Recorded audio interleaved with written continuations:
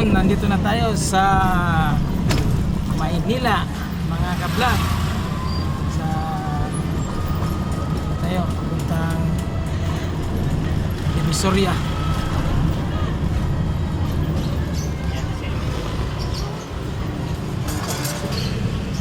Yun.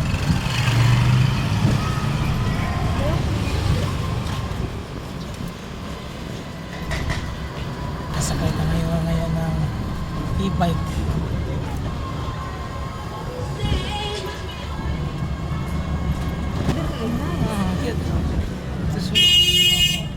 Ito yung uso ngayon dito sa Manila.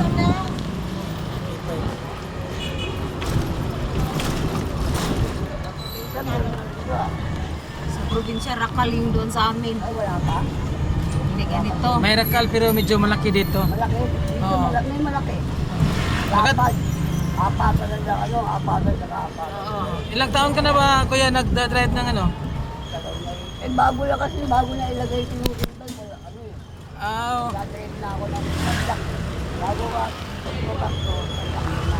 padjak mo na. Oh. Mas maganda nito. Mas maganda to. Hindi ka na mahirapan. Mas maganda to, mas malaking kinita. Tapos hindi pa masyado hirap. Kaya lang, pagka hindi na na-exercise, paano ka?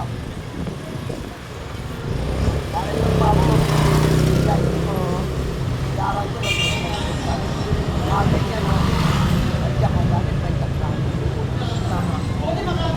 Pero yung pagdak na, parang dito, wala na. So kahit na medyo may karamdaman, pwede mag-drive kasi hindi naman masyado mahirap, di ba?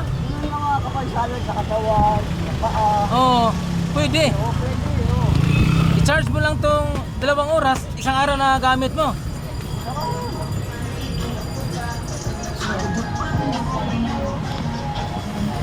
Ito na ngayon ang uso dito sa... Pero meron pa rin pagdak.